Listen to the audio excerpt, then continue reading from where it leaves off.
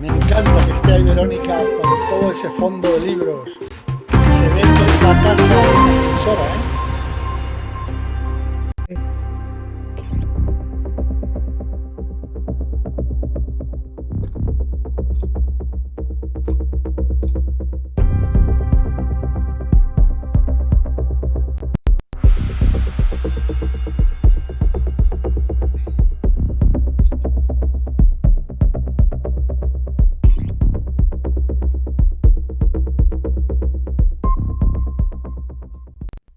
Amigos, muy buenos días y bienvenidos a Nordeste Radio.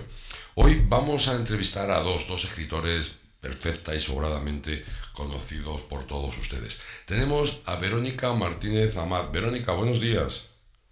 Hola, buenos días. Encantada de estar aquí otra vez con Ay, ay, vosotros. y nosotros de recibirte aquí. ¿Qué tal todo? ¿Todo bien? Muy bien. Bueno, ahora, Ahora, con las fechas en las que estamos, pues de promoción de los libros. qué bueno, qué bueno. Tenemos también por aquí a don Luis Moya, capitán de navío. Don Luis, buenos días. Muy buenos días, Ezequiel. Un ¿Cómo? placer verte. Y a Igualmente. ti, Verónica, ni te cuento. Hombre, mucho más gusto ver a Verónica verme a mí. Aunque yo también tengo lo mío, ¿eh? Oye, que sí, que sí, Ujú. que ya te he dicho al principio que es que estás genial, que estás cada día más joven. Estas cámaras son una maravilla, de verdad, créeme. Luego en directo pierdo mucho, pero ¿qué se va a hacer? No pasa nada. Oye, hoy vamos a hacer una entrevista muy peculiar, luego hablaremos de cosas reales, pero en un principio vamos a hablar de un libro del que no podemos hablar, ¿no? Exacto. Oye, Sí, Sí. efectivamente, Verónica. Verónica, Dime. que vamos a hablar de un libro del que no podemos hablar. Vamos a hablar de un libro del que no podemos hablar. Bueno, podemos dar alguna pincelada, pero pequeñita. Pero yo sí quiero que comprometáis que cuando se pueda hablar de ese libro, vengáis aquí los dos y hablemos largo y tendido de ese libro. Por supuesto, cuando quieras. A ver, ¿qué pinceladas podemos dar de ese libro? Primero hay una cosa que sí podemos hablar y es una experiencia que yo creo que es bastante difícil. Y es que este libro lo habéis escrito entre los dos, lo habéis escrito a cuatro manos. ¿Cómo es eso de escribir entre dos escritores que estáis acostumbrados, tenéis grandes libros y numerosos libros los dos, escribir con otro? Bueno, pues no es fácil, no es, No. porque claro, uno cuando escribe solo consigo mismo toda la experiencia, la vive solo, puede tomar las decisiones solo, la imaginación o las cosas que tienes en mente las puedes desarrollar de una manera que siendo más personas pues no es igual de fácil. Ujú. De hecho, yo ya tengo experiencia en el tema porque yo ya escribí a cuatro plumas, tres novelas Caramba. de género experimental negro, digamos, Ujú. ambientadas aquí en la zona en la que vivo, en la Petrel y Comarca. Ujú. Y la verdad es que fue una experiencia muy enriquecedora, diferente, porque ahí no teníamos consensuado lo que cada uno, cómo iba a continuar la historia. Y claro, no podías pensar más allá del capítulo que te tocaba cuando te tocaba a ti escribir, porque no podías pensar más allá, porque si igual llegaba el siguiente autor que iba a escribir y te chafaba todo lo que habías escrito antes. Pero bueno, ahora con Luis ha sido mucho más fácil y la verdad es que nos hemos compenetrado bastante bien. Luis, ¿qué tal ha sido la experiencia? Pues mira, como bien dice Verónica, yo abundo. Es una cosa que no es fácil, pero sinceramente a priori yo creía que iba a ser mucho más difícil. Ujú. Y no, y ha sido que no, porque la verdad es que nos hemos entendido perfectamente. Incluso cuando uno escribe solo, llega a puntos de ruptura consigo Sí, mismo, ¿verdad? que no sabe si tirar por aquí o tirar por allá, y tiene sus dudas. Bueno, pues lógicamente eso cuando se produce escribiendo con otra persona, pues son esos nudos se presentan también. Ujú. Pero la verdad es que con Verónica ha sido sencillísimo deshacer todos y cada uno de esos nudos, y yo estoy muy ilusionado porque creo que el producto vale realmente la pena. Hablaremos del... No sé, contarnos hasta dónde podáis, de qué va el libro. ¿Es histórico, no es Bueno, histórico? ¿Se mezcla la historia bueno, con te voy a dar la yo novela? las pinceladas estas Venga, que anunciaba Verónica, porque entre tú y yo, que no nos oye a nadie, nadie. Verónica es una bocaza y seguro que lo casca todo. Eh, no, verás, se trata de una novela histórica Ujú. que está basada en el hecho histórico de la segunda expedición de, de los españoles al Moluco, a las Islas Molucas, a las Islas de las Especias. Sí, sí. La primera es conocidísima porque hemos estado celebrando el 500 aniversario. Esa expedición, como bien saben todos los españoles hoy, duró 3 años. Mientras ha venido celebrando ese quinto centenario, hemos escuchado de Magallanes, del Cano, prácticamente ya lo sabemos todos. Pero es poco conocido que, que después vino una segunda expedición, visto el éxito comercial de la primera, y se hizo una segunda expedición de la que prácticamente no han quedado registros. Por unas oscuras razones políticas, pues no han quedado prácticamente registros. Por lo tanto, eso permite a un escritor con ciertas dosis de imaginación, como yo me considero un escritor de esa calaña, y sin duda, bueno, Verónica. Verónica que te voy a contar, Ujú. ¿no? Entonces te permite rellenar todas esas partes ignotas, ¿no? Porque no quedaron, pues con imaginación, o sea, que es un hecho histórico, pero está Novelado. avalado por imaginación, fantasía, escribir qué pasa en la mar un día tras otro, qué se encuentra el marino, qué pasa al llegar a tierra. Y luego tiene unos personajes que también, sin dejar de ser históricos, y a ellos tampoco nos podemos referir por el momento, hay unos personajes que a los que sacar punta, y en eso, de verdad, lo digo de corazón, no lo digo por halagar gratuitamente a Verónica, pero Verónica lo hace muy, muy bien. Sacar punta a esos personajes, sobre todo cuando son personajes femeninos, y no lo digo porque ella sea una escritora feminista, que hay gente que la tiene como tal, pero no lo es. Sencillamente ella sabe perfilar el alma de la mujer como muy pocas personas y eso le queda francamente bien. Entonces, dentro de esta historia, obviamente, vamos a encontrar una historia, una mini historia de amor, entre otras cosas, eso sí podemos adelantarlo. Y luego, por supuesto, como en todas las novelas, pues las novelas estas siempre son muy maniqueas, ¿no? Y habrá buenos y habrá malos. El malo, malo malísimo, sí puedo adelantar que se llama Luis Zorrilla. Pero vamos, de ahí no puedo pasar. Me temo que igual te oye, ¿eh? No, no. No, es una broma, él sabe que se lo digo de broma porque me gusta meterme con él, que le quiero mucho. Sí, sí. Oye, mira, nos dice Paco Bonilla, qué gran escritora, además guapa y simpática. Supongo que no se refieren a ti, Luis.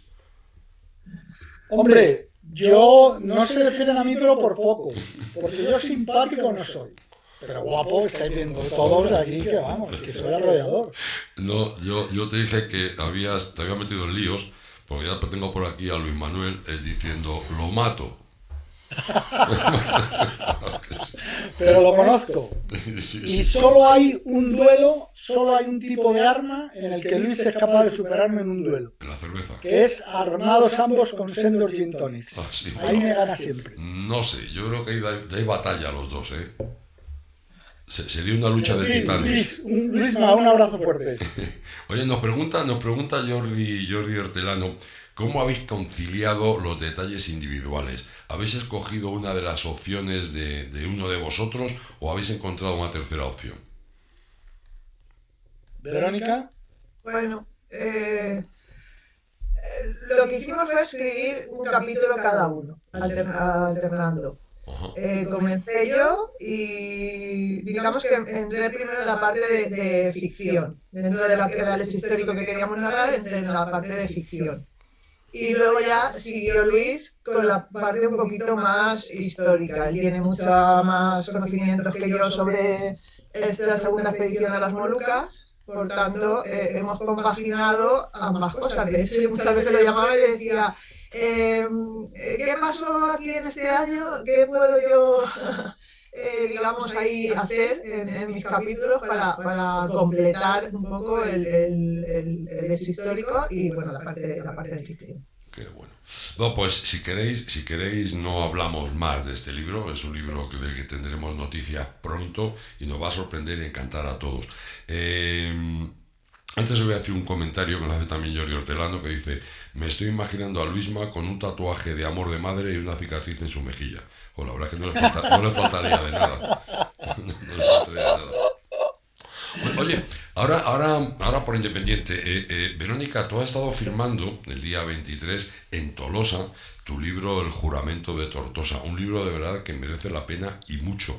El juramento de Tortosa, cuéntanos un poco cómo ha ido la firma y vamos a recordar un poco de qué trata el libro del juramento de Tortosa. Bueno, pues el domingo, como has dicho, estuve en Tortosa de nuevo. Me sentí de nuevo muy acogida. La verdad es que ya tengo un vínculo especial con Tortosa y con su gente, sobre todo con José Miquel Martínez, que es el presidente de la Asociación de Tortosa Templaria, y de Ile Carbonia Terras de l'Ebre, que es sobre los cátaros. Pues estuve en un stand con otros dos compañeros escritores de allí de la zona. Y la verdad es que muy bien, hizo un día estupendo, se acercó muchísima gente que ya había leído el libro, me lo traía para que se lo firmara, y siempre que voy a Tortosa me siento muy acogida. Y bueno, el juramento de Tortosa, el argumento principal es que gracias a las mujeres tortosinas en el siglo XII, la ciudad no fue tomada por los andalusíes y se les concedió una orden de armas exclusivamente femenina, la Orden del Hacha. Y esa es la historia, el eje principal de la novela. Y además ese libro, y permíteme que destaque, redundando lo que decía antes Luis, de cómo te metes en el espíritu de las mujeres, las distintas vidas de cada una, las distintas sensaciones, sus angustias, y cómo sacas un montón de personajes haciendo un estudio interior muy importante. Bueno, y no fue fácil, porque al ser 8 mujeres protagonistas, no es lo mismo que tener 1 o 2 protagonistas. 8 era complicado, sobre todo en los diálogos, el mantener el espíritu, la personalidad de cada una de ellas, porque cada una de ellas es de una condición social, tiene una personalidad propia, tiene un pasado. Entonces, conciliar todo eso y que ninguna perdiera su personalidad no es fácil. Me costó mucho, pero bueno, ahí quedó el resultado y no se puede haber hecho más, porque mucha gente me felicita por la novela. No, que créeme que merece la pena y mucho. Y luego tiene la otra, la de Lágrimas de Sal, que también es, caramba, interesantísima. Sí, mi novela de piratas y de aventuras. Que aquí el señor Luis me ayudó mucho en el tema marinero, porque yo soy una profana, y me ayudó mucho. Mira, aquí nos dice Jordi Hortelano: el juramento de Tortosa es una obra inolvidable. El equilibrio que logra Verónica es asombroso. Pues muchas gracias, Jordi. Es un cielo, Jordi. Además, tiene una sensibilidad especial, sí, porque ayer escribí un microrrelato, que los microrrelatos es una asignatura que yo tengo pendiente, porque me cuesta mucho resumir, hacer un cuento tan cortito, en 200 palabras, y escribí uno que no entendía a nadie y se lo envié a él, y digo, si Jordi no lo entiende ya apaga y vámonos. Pero sí, enseguida lo entendió, así que estoy muy agradecida. Mira, aquí nos dice David Lurbe, nos dice: deseando escribir una novela con Verónica. O sea, que vas a tener... Bueno, pues nunca se sabe. Todo podría ser en un futuro. Bueno, sigues escribiendo cosas ahora, ¿verdad? Sí, ahora mismo estoy en la fase de documentación de una novela sobre templarios que quiero escribir. Y tengo una novela corta que escribí, la acabé en enero, creo que fue, que bueno, ahora mismo está en fase de concursos. Qué bien, bueno. Qué maravilla, la verdad. Y luego además eso lo combinas con tu trabajo, un trabajo que te va como, te viene como un guante, que es el de bibliotecaria. Sí, la verdad es que, bueno, esto fue una sorpresa porque llevaba muchos años en una bolsa de trabajo. Yo he estudiado cosas relacionadas con biblioteconomía y archivística, Y bueno, me llamaron porque había una vacante y ahí estoy muy contenta y pues intentando promover iniciativas dentro de lo que es la biblioteca Qué bien. relacionadas con la lectura. Seguro que se te da, pero que muy bien. Y esperando el siguiente libro, que nos encanta hablar de tus libros y leerlos, que merece la pena y mucho. Eh, Gracias. Señor Moyá, el último libro tuyo que acaba de salir ahora mismo, que está todavía caliente, El relojero de la guerra. Claro, tú has escrito ya 10 12 libros, ¿no? Todos históricos. Incluso recuerdo el que escribiste sobre Blas de Lezo, que yo creo que es uno de los libros más vendidos sobre este gran héroe. Y sobre Blas escribí una biografía novelada que Ajá, se titula A mi pesar, el almirante, y ahora explicaré lo de A mi pesar, ajá. y es que el editor siempre me cambia los títulos, y aquí le mando un saludo al señor Manuel Pimentel, pero Manuel Pimentel ha sido ministro y a un ministro es muy difícil llevarle la contraria. Él me cambia los títulos por razones de marketing y casi siempre termina acertando. Y si nos enfrascamos en alguna discusión, siempre termina diciendo que donde manda patrón no manda marinero. Y yo, por muy capitán de navío que sea, aquí soy el marinero. O sea que al final se imponen sus títulos. Y este era almirante, yo lo titulé Anca Moz, el marino de la pata de palo, y él me lo cambió por el almirante. Y ahora este del relojero de la guerra, yo lo había titulado el relojero de Scapa Flow, Ajá. pero me lo cambió también y ha salido como el relojero de la guerra porque es verdad que él lo ve desde un punto de vista marketingiano, ¿no? Sí. Que nadie, poca gente sabe lo que es Scapa Flow, así que bueno. Eso es Pues cierto. con este título se está leyendo ya por ahí. Oh, pues ya que has dicho que poco sabemos lo que es Escape Flow, pues contándolo un poquito, anda. Pues mira, Scapa Flow es la base principal de los ingleses, tanto en la Primera como en la Segunda Guerra Mundial. Está situado al norte de Escocia, en las Islas Orcadas, y frente a ella, frente a Scapa Flow, tenían que pasar obligatoriamente las unidades alemanas de superficie, tanto las de las bases del mar Báltico como las bases del mar del Norte, para poder salir a océanos abiertos, a combatir al imperio inglés allí donde más daño pudieran hacerle.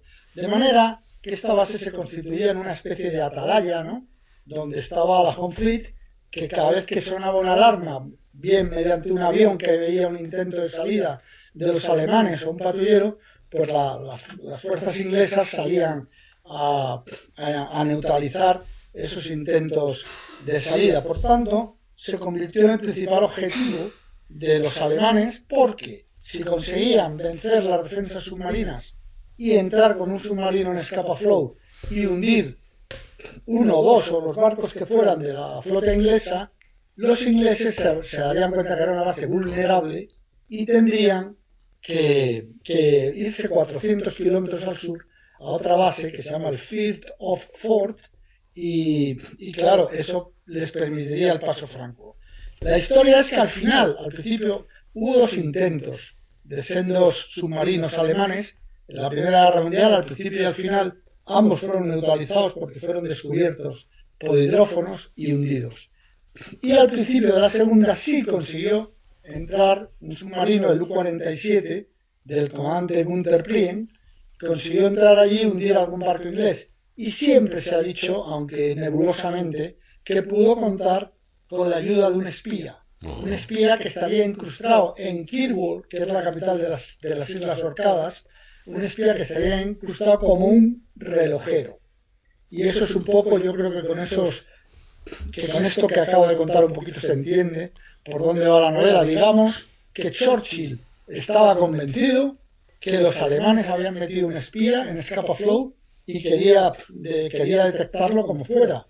Y entonces al final, la novela, El relojero de la guerra, viene a ser una partida de ajedrez entre Churchill y este relojero que estaba en los servicios secretos alemanes, lo conocían como Wiesel, la comadreja, y entonces es una partida de ajedrez entre Churchill y la comadreja, y en definitiva la inteligencia contra la astucia. Oye, Eso es en definitiva el relojero de la guerra. te digo una cosa, si te parece el libro del relojero de la guerra, lo tocamos un poquito más a fondo la semana que viene, ¿te parece?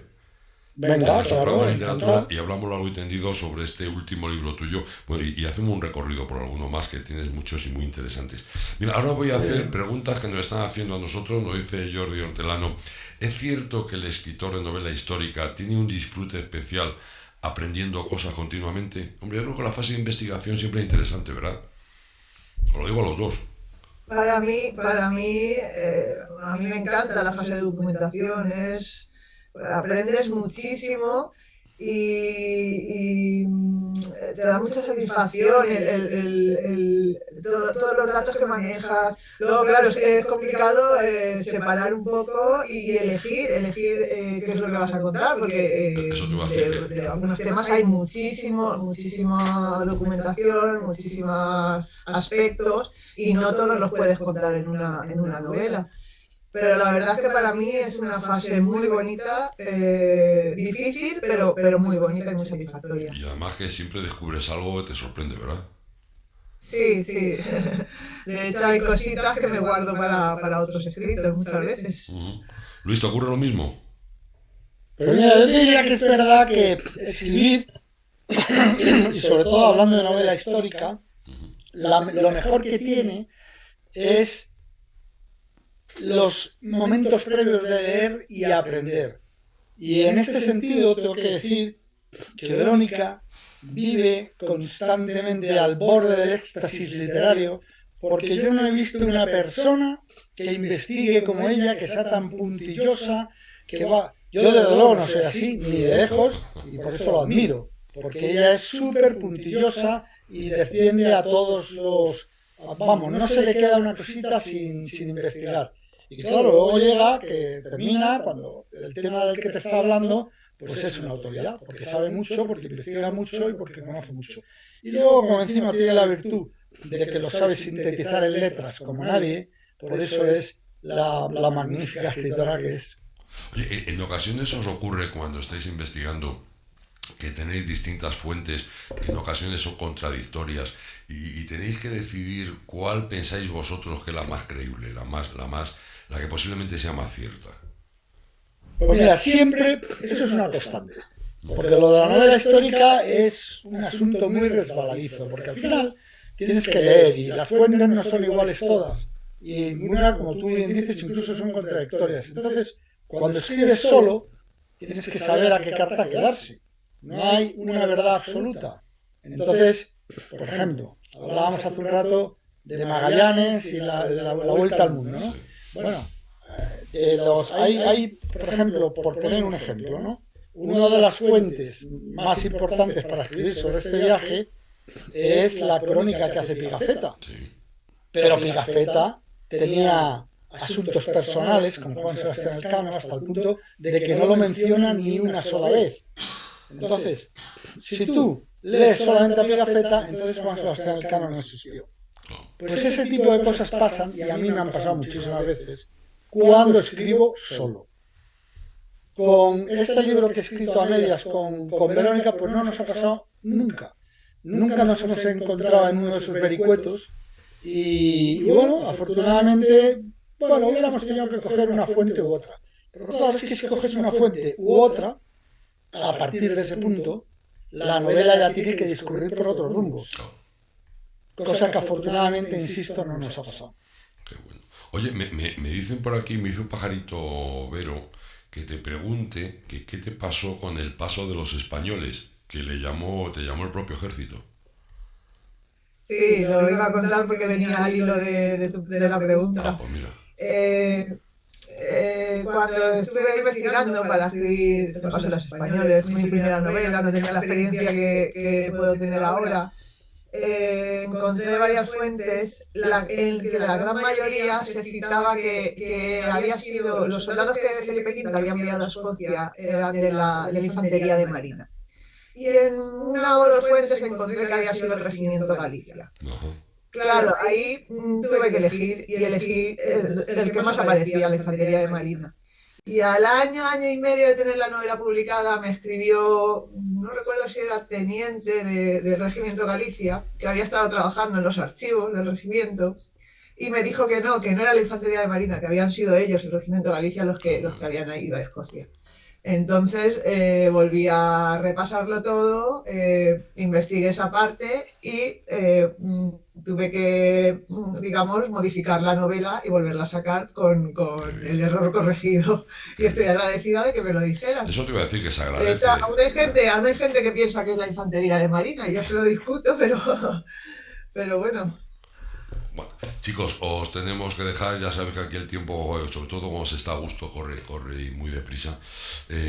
Seguiremos hablando y en cuanto podamos hablar más de este maravilloso libro, que de verdad que es maravilloso, pues hablaremos de ellos. Mientras tanto, yo les sugiero que cotilleen ustedes las obras de Luis Moyá y de Verónica Martínez Amat, porque merecen la pena y mucho. A ti, Luis, te veo la semana que viene. Pues sí, ahí estaremos. Venga, pues hecho. Verónica, un besote muy fuerte y sigue escribiendo, ¿vale? un beso, claro que sí, Un gracias. abrazo fuerte, Luis. Un abrazo, un beso, Verónica. Un Hasta beso. luego. Bueno, amigos, y aquí les dejamos en un ratito a las 12. Volveremos con el programa Ponte al Día. Tenemos muchas cosas que contarles. Venga, hasta ahora, amigos.